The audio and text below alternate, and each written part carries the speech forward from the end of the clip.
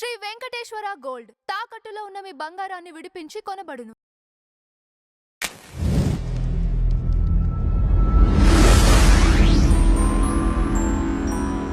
సింహం వారికి గనక చూసుకున్నట్లయితే లగ్నంలో కేతువు, అధిక గ్రహాలు పంచగ్రహ కూటమి మనకి ఫిబ్రవరి మాసంలో సప్తమంలో జరుగుతుంది. మరియు అదేవిధంగా అష్టమ శని, అలాగే లాభంలో గురువు. ఈ లగ్నకేతువు సప్తమ రాహువు ఈ ఈ యొక్క స్థితి ఎటువంటి ఫలితాలు ఇస్తుంది, ఏ దేవత ఆరాధన చేసుకోవాలి, ఎటువంటి జాగ్రత్తలు తీసుకోవాలి అనేటువంటి అంశాలు చెప్తుంది. నేనైనప్పటికీ చెప్పిస్తుంది సాక్షాత్ లలిత అమ్మవారిగా భావిస్తూ, మనకి ఈ పంచగ్రహ కూటమి ఏదైతే ఉందో ఇది కొన్నిసార్లు ఏమవుతుంటుందంటే ప్రతి జాతకుడికి కూడా, అంటే అందరికీ ఉండాలని రూల్ లేదు, ఎవరికైతే పంచగ్రహ కూటమిలో జన్మించారో వాళ్ళకి కొంతమందికి లగ్నంలో అయితే, కొంతమందికి ధనస్థానంలో, కొంతమందికి మూడో స్థానంలో అలా ఏర్పడుతూ ఉంటుంది. మరి అలా ఏర్పడినప్పుడు వాళ్ళ పర్సనల్ చార్ట్లో ఒక్కొక్కసారి 4 గ్రహాలు కలిసి ఉంటాయి, 3 గ్రహాలు కలిసి ఉంటాయి, 6 గ్రహాలు, షడ్గ్రహ కూటమి ఉంటుంది, సప్తగ్రహ కూటమి జాతకాలు కూడా నేను చూశాను, అష్టగ్రహం కూడా చూశాను ఒక జాతకం, చాలా రేరెస్ట్. అయితే అధిక గ్రహాలు ఒక భావంలో ఉన్నప్పుడు కలిగే ఫలితాలు ఏంటో కూడా తెలుసుకుందాం ఇప్పుడు మనం. ఉదాహరణకి మీకు మీ జాతకంలో లగ్నంలో అధిక గ్రహాలు ఉన్నాయనుకోండి, 3 నుంచి 7 వరకు ఎన్ని గ్రహాలైనా ఉన్నాయి అధిక గ్రహాలు. అప్పుడు ఏంటంటే లగ్నాన్ని ఎక్కువగా ప్రభావితం చేస్తూ ఉంటాయి. అంటే వాళ్ళ యొక్క తత్వంలో మల్టిపుల్ తత్వాలు ఎక్కువగా ఉంటాయన్నమాట వాళ్ళలో. అంటే కొంతమంది చూడండి, రవి ఉన్నది అనుకోండి, డిగ్నిఫైడ్గా ఉంటారు, కానీ చంద్రుడు కూడా ఉన్నాడు, ఎమోషన్ ప్లస్ డిగ్నిఫైడ్. బుధుడు కూడా ఉన్నాడు, బాగా తెలివిగా ఉంటూ ఎమోషనల్గా ఉంటూ డిగ్నిఫైడ్గా ఉంటాడు. కుజుడు కూడా ఉన్నాడు అనుకోండి, ఎమోషను, డిగ్నిఫైడ్, తెలివితేటలు ప్లస్ గొడవ కూడా చేస్తూ ఉంటాడు. ఇట్లా మల్టిపుల్గా ఉండేటువంటి తత్వాలు వాళ్ళకు వస్తాయని మనం అర్థం చేసుకోవాలి అధిక గ్రహాలు కనుక లగ్నంలో ఉంటాయి. లగ్నం అనేది ఏంటంటే మనకి జన్మించినప్పుడు సూర్యుడి యొక్క గమనాన్ని బట్టి, సూర్యుడు ఎక్కడున్నాడు, మనం పుట్టిన సమయానికి సూర్యుడికి ఎన్ని డిగ్రీల్లో అది పడింది అనే దాన్ని బట్టి లగ్నం ఏర్పడుతుంది. ఎవ్రీ 2 అవర్స్కి ఒకసారి లగ్నం మారిపోతూ ఉంటుంది. రైట్. ఇక రెండవ స్థానంలో ధనస్థానంలో ఉన్నదనుకోండి, ఈ చతుర్గ్రహ కూటమి కానీ పంచగ్రహ కూటమి కానీ ఎన్ని అధిక గ్రహాలు ఉన్నాయి, అప్పుడు మీరేం చెప్పొచ్చు అంటే అది 2 రకాలుగా ఉంటుంది. ఒకటి, మల్టిపుల్ ప్లానెట్స్ ఒకే రాశిలో మీకు రకరకాల దీంట్లో ఉన్నది. అంటే ఏంటి, మల్టిపుల్ ప్లానెట్స్ ఒక్కోసారి 2 గ్రహాలు కూడా శత్రువులు అయ్యాయి అనుకోండి, ధనపరంగా గొడవలు కూడా అవుతూ ఉంటాయి. గొడవలు, ఘర్షణలు అయ్యి గొడవల మూలంగా ధనం వచ్చే యోగం ఉంటుంది. కానీ అలా కాకుండా మంచి గ్రహాలు ఉన్నాయి రెండవ స్థానంలో, అధిక మార్గాలు, అంటే మల్టిపుల్ ధనయోగ అంటారు దాన్ని. అంటే ఒకటే మార్గం కాకుండా 2-3 మార్గాల ద్వారా ధనయోగం వచ్చే కాంబినేషన్ అంటారు దాన్ని. ఇక మూడో స్థానంలో అధిక గ్రహాలు ఉన్నాయనుకోండి, వాళ్ళు ఒక ప్లేస్లో ఉంటే సెట్ కాదు, వాళ్ళకి ఒక ప్లేస్ మారుతుండాలి. అలాగే మరొక విషయం ఏంటంటే, ఇక్కడ మీరు ఎప్పుడైతే ఈ రకంగా ధనయోగం ఏర్పడిందో ఇది ఏం చేస్తుందంటే కొంచెం ధైర్య సాహసాలని ఇలాంటివి కూడా ఇస్తూ ఉంటుంది. అంటే మీడియేటింగ్ ద్వారా ధనయోగం అంటారు. 3rd హౌస్లో కనుక గ్రహాలు ఉంటాయి, అంటే మధ్యవర్తిత్వం ఉండడం ద్వారా. అలా అని ఎక్కడో ఎవరికో ధనం ఇప్పించే దాంట్లో సంతకం పెట్టడం కాదు. ఇక 4వ స్థానంలో గ్రహాలు ఉన్నాయనుకోండి ఉదాహరణకి, అప్పుడు ఏంటంటే పర్టికులర్గా చతుర్థ భావము అనేటువంటిది మీరు చూసుకున్నట్లయితే అసర్ట్స్ అండ్ రకరకాల విద్యలు అభ్యసించడము, చాలా విషయాలు నేర్చుకోవడం లాంటివి ఇస్తూ ఉంటుంది. ఇక పంచమంలో అధిక గ్రహాలు ఉన్నాయి, సంతాన యోగము. అయితే ఇక్కడ ఏంటంటే ఇప్పుడు మీరు అర్థం చేసుకోవాల్సింది, ఏ భావంలో ఇప్పుడు 4 అనుకున్నా 5 అనుకున్నా అక్కడ ఉండే ప్లానెట్స్ ఏంటి, 2 కూడా ఘర్షణ ఇచ్చేటువంటివి అన్నప్పుడు ఏమవుతుంది, 4లో అధిక గ్రహాలు ఉన్నాయండి, చాలా ప్రాపర్టీస్ ఉంటాయి, కానీ ఆ ప్రాపర్టీస్ అన్నీ గొడవల్లో ఉంటూ ఉంటాయి. 5లో గ్రహాలు ఉన్నాయి ఎక్కువగా, చాలా రకరకాల థింకింగ్ ప్యాటర్న్స్, క్రియేటివ్గా ఆలోచించడము, అండ్ సంతానం కూడా చక్కగా అధిక సంతానం ఉంటుంది. కానీ అక్కడ మళ్ళీ పాపగ్రహాలు, అంటే ఉదాహరణకి బుధుడు, కుజుడు, శని, కుజ, లేకపోతే కుజుడు, రాహు ఇలా ఉన్నాడు అనుకోండి, అప్పుడు ఏం జరుగుతుందంటే చాలామంది సంతానం ఉన్నారు కానీ వాళ్ళ మధ్యన గొడవలు ఉన్నాయి, చాలా ఎఫైర్స్ ఉన్నాయి కానీ వాటి వల్లే గొడవలు ఎక్కువయ్యాయి అని కూడా చెప్పొచ్చు మనం. 6లో ఇప్పుడు ఇంకోటి ఏంటి, పంచమంలో అధిక గ్రహాలు ఉంటాయి కూడా మీరు చక్కగా రుణ విముక్తి యోగము అంటారు దాన్ని. ఇప్పుడు 6లో అధిక గ్రహాలు ఉన్నాయనుకోండి, శత్రువులు ఎక్కువగానే ఉంటారు డైలీ లైఫ్లో. అంటే ఆ జాతకుడు పరాక్రమంగా ఉంటాడు, స్పోర్ట్స్ రంగాల్లో బాగా కలిసి వస్తుంది ఆ వ్యక్తికి, ఆ శత్రువుపై జయం కూడా ఉంటుందని చెప్పొచ్చు. అయితే 6లో ఉన్నప్పుడు మాత్రం కాస్త కుజుడు, రవి, శని ఇలాంటి గ్రహాలకి ఇంకా బాగా యోగిస్తుంది, రాహు ఇలాంటివి.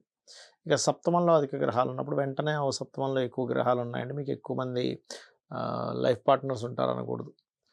ఇక్కడ ఏంటంటే 12వ స్థానం కూడా పాడవ్వాలి, సప్తమం పాడవ్వాలి. అప్పుడే మనం సెకండ్ మ్యారేజ్ అవుద్ది, థర్డ్ మ్యారేజ్ అవుద్దని చెప్పొచ్చు. కాకపోతే ఏంటంటే సప్తమంలో అధిక గ్రహాలు ఉన్నందుకు సామాజికంగా ఎక్కువగా కనెక్టివిటీతో ఉంటాడని చెప్పొచ్చు. అదేవిధంగా బోల్డ్ అన్ని సంబంధాలు వచ్చాయండి మీకు వివాహం సమయంలో అనేటువంటిది కూడా మనం ప్రిడిక్ట్ చేయొచ్చు అక్కడ. అష్టమంలో అధిక గ్రహాలు ఉన్నప్పుడు మాత్రం కాస్త రీసెర్చ్ ఓరియంటెడ్ ఉంటారు కానీ కొంచెం సీక్రెసీ కూడా మెయింటైన్ చేస్తుంటారు. అలాగే వాళ్ళు ఏం చేసినా సరే డయాగ్నోటిక్ చేసేది, పిహెచ్డీస్ చేయడము, సీక్రెసీ ఇట్లాంటి వాటి ద్వారా కూడా డెవలప్ అవుతారు వాళ్ళు. అండ్ తాతగారు ఆస్తి కూడా వస్తుందని చెప్పి మనం చూసుకోవచ్చు దాంట్లో. అలాగే 9వ స్థానంలో అధిక గ్రహాలు ఉన్నప్పుడు ఏంటంటే హైయర్ ఎడ్యుకేషన్లో చాలామంది చూడండి 2-3 రకాల పిహెచ్డీస్ చేశాము. నేను ఒక అతన్ని అయితే చూసి దాదాపుగా 18 పిహెచ్డీలు చేశాడు. అలా ఏంటంటే 9th హౌస్ అనేటువంటిది ఫాదర్ హౌస్, బ్యాంకింగ్ కాబట్టి కొంచెం బ్యాంకింగ్ సెక్టార్స్లో బాగా రాణించడము, గురుత్వ లక్షణాలు అధికంగా ఉండడము, టీచింగ్ అండ్ ట్రైనింగ్ రంగాల్లో బాగా కలిసి రావడం అనేటువంటిది జరుగుతూ ఉంటుంది. దశమంలో అధిక గ్రహాలు ఉంటే వాళ్ళు వర్కాలిక్ ఉంటారు. అంటే మీరు ఎప్పుడూ ఏదో పని చేయాలి, పని లేకుండా మీరు ఉండలేరు, గుర్తుపెట్టుకోండి. అదేవిధంగా మల్టిపుల్ వర్క్స్ కూడా చేయడం లాంటివి జరుగుతూ ఉంటాయి. ఇక లాభంలో అధిక గ్రహాలు కనుక మీకు ఉన్నట్లయితే లాభస్థానము అనేటువంటిది అన్ని రకాల లాభాలు ఇస్తుంది, అందులో ఎటువంటి డౌట్ లేదు. కానీ శుక్రుడు మాత్రం ఎట్టి పరిస్థితుల్లో లాభస్థానంలో ఉండకూడదు, ఇది ప్రధానంగా గుర్తుపెట్టుకోండి. ఎందుకంటే లాభంలో ఏ గ్రహమైనా యోగిస్తుంది కానీ శుక్రుడు యోగించడు. అదేం జరుగుతుంది అంటే శుక్రుడు కనుక లాభంలో ఉంటే వివాహ జీవితం విషయంలో ఇబ్బంది ఇస్తూ ఉంటుంది. ఇక 12వ స్థానంలో అధిక గ్రహాలు అనేటువంటి మంచి గ్రహాలు కనుక ఉంటే తండ్రి గారి ఆస్తి బ్రహ్మాండంగా మీకు కలిసి రావడం జరుగుతుంది. కానీ అదే 12వ స్థానంలో కనుక కొంచెం పాపగ్రహ సంబంధం కూడా వచ్చినట్లయితే తండ్రి గారి ప్రాపర్టీ విషయంలో మీరు ఇబ్బంది పడుతున్నారని అర్థం చేసుకోవాలి. ఇక్కడ ఏంటంటే ప్రాపర్టీస్ విషయంలో మనకి తండ్రి గారిది కానీ తాతగారిది కానీ మీరు తీసుకొని దానిలో మళ్ళీ మీరు నివాసం ఉండేటప్పుడు ఈ జాగ్రత్త చూసుకోవాలి. అంటే ఏంటంటే 12వ స్థానంలో మంచి గ్రహాలు ఉన్నాయి, ఫైన్, మీరు చక్కగా తండ్రి గారి ఆస్తి మీరు అనుభవించవచ్చు. అలా కాకుండా 12వ స్థానాధిపతి పాడయ్యాడు, 12వ స్థానంలో ఉండే గ్రహాలు కూడా పాపగ్రహాలు ఉన్నప్పుడు తండ్రి గారి ప్రాపర్టీ మీరు తీసుకొని అనుభవిస్తున్నప్పుడు ఇబ్బంది పడుతూ ఉంటారు. అలాంటప్పుడు దాన్ని అమ్మేసి కూడా తీసుకోవాలి. ఇదే ఫార్ములా మనకి అష్టమ స్థానంలో అంటే తాతగారి ఆస్తి విషయంలో కూడా తెలుస్తూ ఉంటుంది. ఈ రకంగా ఈ ప్రాపర్టీ విషయంలో ఇప్పుడు తల్లి యొక్క తండ్రి, తల్లి యొక్క తల్లి అనుకోండి, అంటే అమ్మమ్మ యొక్క ఆస్తి మీకు వచ్చింది అనుకోండి, అప్పుడు సప్తమ స్థానం చూడాలి. అలా ఒక్కొక్క దీన్ని బట్టి ఉంటుందన్నమాట. అయితే ఇక్కడ మీరు ఒకటే అర్థం చేసుకోండి, మీకు జన్మజాతకంలో అధిక గ్రహాలు ఎక్కడుంటే ఆ యొక్క భావం ఎక్కువగా అది ప్రెజర్ అయి ఉంటుంది అనే విషయాన్ని మీరు అర్థం చేసుకోండి. దాని ప్రభావం ఎక్కువగా ఉంటుంది. అయితే ఇట్స్ డిపెండ్ ఆన్ అది ఏ గ్రహం ఉంది, రవ, చంద్రుడా, బుధుడా, కుజుడా, శుక్రుడా, శన అనే దాని మీద ఆధారపడి ఉంటుంది. ఏ భావంలో అయితే అధిక గ్రహాలు ఉన్నాయో ఆ భావ అధిపతి కూడా బాగుండాలి. సరే ఇవేమీ తెలియదు నాకు, అసలు జన్మజాతకమే తెలియదు అన్నప్పుడు లలిత సహస్రనామాల్లో కొన్ని ఇంప్రూవ్మెంట్స్ చేసుకోవడానికి కొన్ని నామాలు ఉంటాయి. ఇప్పుడు ఫైనాన్షియల్ అనుకోండి, ఓం సంపత్కరీ సమారూఢ సింధుర వ్రజ సేవితాయ నమః, లేదా ఓం ధర్మాధ్యక్ష ధనాధ్యక్ష ధనధాన్య వివర్ధిని నమః. మరియు అదేవిధంగా అప్పులు తీరాలి, ఓం అపర్ణాయ నమః. లేదా కొంతమందికి వివాహం అవ్వట్లేదు, ఓం కామేశబద్ధ మాంగళ్య సూత్ర శోభిత కందరాయ నమః. వివాహం అయింది కానీ ఇబ్బంది వస్తుందండి, గొడవలు అవుతున్నాయి, ఓం శివకామేశ్వరాంకస్త శివ స్వాధీన వల్లభాయ నమః. అలా కాదు, ఎంజాయ్మెంట్ లేదు, ఓం ఇంద్రగోప పరిక్షిప్త స్మరతో నాపచింకికాయ నమః. ఈ రకంగా మీరు మీ యొక్క జాతక చక్రంలో ఎటువంటి దోషాలున్నా కూడా ఈ లలితా సహస్రనామాల యొక్క మంత్రాన్ని శ్రవణం కానీ పఠనం కానీ చేసుకుని మీరు చక్కగా మీరు మీ యొక్క జీవితాన్ని ఆనందమయంగా చేసుకోవచ్చు. అలా కాదు, మీకు జాతక చక్రం ఉంది, అప్పుడు ఏ భావం పాడైంది, ఏ భావాధిపతి ఎలా ఉన్నాడు, ఇప్పుడు వరకు మనం చెప్పుకున్నటువంటి అధిక గ్రహాలు ఎలా ఉన్నాయి, ఇది ఈ రకంగా చూసుకోవాలి. లగ్నంలో ఎప్పుడైతే మీకు కేతు ఉన్నాడో అది ఇచ్చేటువంటి రిజల్ట్ ఏమిటి అని చెప్పి చూసుకున్నట్లయితే కొంత వైరాగ్యము. సహజంగానే సింహం వారికి ఏంటంటే డిగ్నిఫైడ్ నేచర్ అనేది ఎక్కువగా ఉంటుంది, దానికి తోడు కొంచెం ఈ భక్తి వైరాగ్య భావాలు పెరుగుతూ ఉంటాయి. కాకపోతే సప్తమంలో అధిక గ్రహాలు ఉన్నందుకు కొంచెం వివాహ సంబంధాలు కుదరడానికి చాలా అనుకూలంగా ఉంది సెకండ్ హాఫ్ నుంచి, ఫిబ్రవరి మాసంలో, ముఖ్యంగా ఈ సింహం వారికి. అదేవిధంగా అష్టమంలో శని ఉన్నందుకు కొంచెం ఉద్యోగ సంబంధించిన విషయంలో మార్పులు చేర్పులు చూపిస్తున్నాయి. అది కాకుండా సప్తమంలో 8 గ్రహాలు ఉన్నందుకు కొంచెం విదేశాలకు వెళ్ళడానికి కూడా అనుకూలిస్తుంది. ఇక ఫైనాన్షియల్గా బాగుంటుంది, డోంట్ వరీ.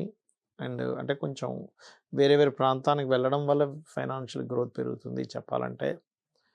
అండ్ అదేవిధంగా మరొక విషయం ఏంటంటే కొంచెం లాభాలు, అంటే చేసేటువంటి వ్యాపారంలో లాభాల కోసం కొంచెం ఎక్కువ స్ట్రెస్ అనేది పడుతూ ఉంటారు.